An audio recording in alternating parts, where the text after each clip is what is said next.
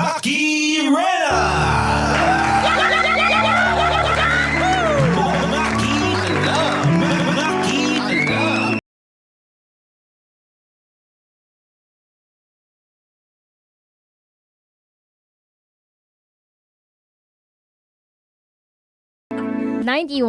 .5 Win Radio. Halo, halo. Halo kay Ube, mga marikoy, parikoy, mga kapitbahay kong pakialamero at pakialamera. Andito na naman ang inyong kumareng dakilang pakialamera sa lahat. Always present, never uma-absent. Ang inyong kumari po ninyo, kumari po kita. Agoy, agoy kalami. Maki Rena! Opo, Day, that's me. Live the live nationwide, worldwide, and uniwide. Handang dumamay at makialam sa ating mga kapitbahay kung may pinagdaraanan sa buhay. Dito pa rin sa Maki Alam. Maki Alam! Maki Alam! Ano na mga kapitbahay? Nabasa nyo na ba yung ating istorya na dadamayan ngayon? Abay, kung hindi pa, pwede kayong pumunta sa ating FB page, 91.5 Win Radio Manila Facebook page. Mag-follow lang kayo at makikita nyo na ang ating istoryang dadamayan ngayon. Pwede kayong makialam sa ating comment section. Sabi, bukod sa babasahin ko rito at makikialam ako, abay, pwede rin kayong makialam dyan sa ating comment section. Ayan ang ating storyang dadamayan ngayon. Yung storya ni Chariz. Si Chariz. Si Chariz ng QC. 3 months pa lang kami, pero gusto na niyang may mangyari. Agoy. 3 months pa lang. 3 months. Yung iba nga, 3 days. May nangyari na. Ayan, 3 months na, oh. Agoy! Check natin mga kapitbahay kung ano ba ang pinagdadaanan nitong si Chariz. Kung ready na kayo mga kapitbahay, abay, mas ready ako sa inyo. Always willing makialam.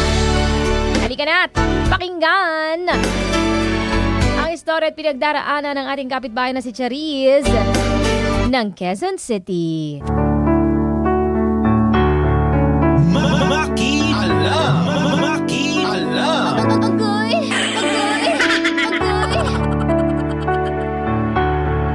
Mareng Maki Rena. Manghihingi lang po sana ng payo at damay sa inyo, Mare. Maring Maki, 3 months pa lang po kami ng boyfriend ko.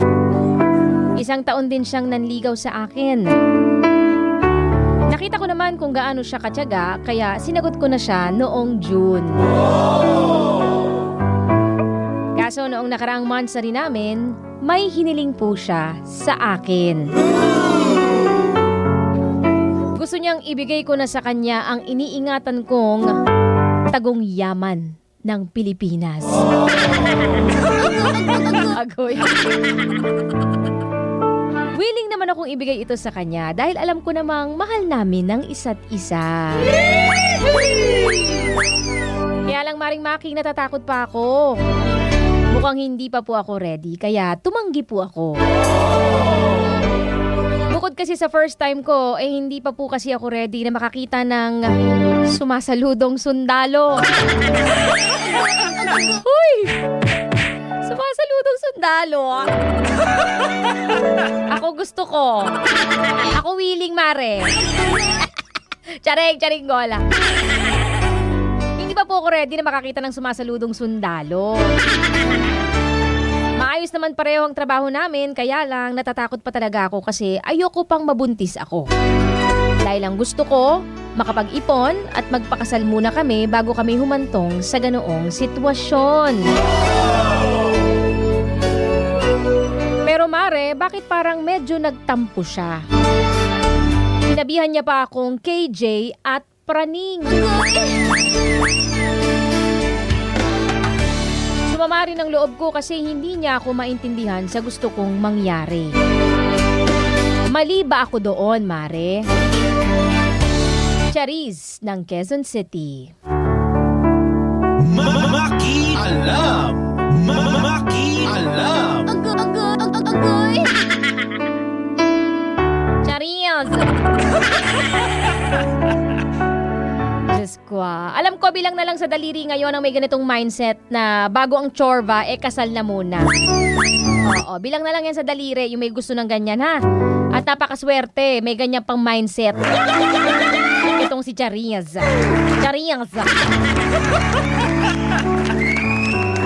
Bibilang na lang yan yung mga ganyan, yung bago ang tsorba, kasal na muna para maiwasan yung pagkakasala, di ba? Mare, kung mahal ka niya, kaya niyang maghintay kahit gaano pa yan katagal. Oo, ayan kung mahal ka talaga niya. O, di ba? Yung maghihintay siya kahit gaano pa katagal yan, di ba? Irerespeto niya yung desisyon mo. Hindi siya magpapadala sa tawag ng laman at kamunduhan.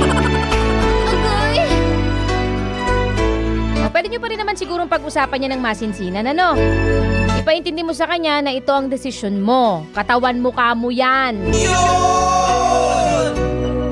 At ikaw ang may karapatan kung sino ang iyong papahintulutan na gawin ang mga bagay na gusto mo nang may pahintulot. With consent ba? Ganun! Kasi kapag ka naging sapilitan ng nangyari, naging sapilitan ng lahat, iba na yon. May mali doon. Hindi niya kamo pwedeng ipilit kung ayaw mo at labag sa kalooban mo.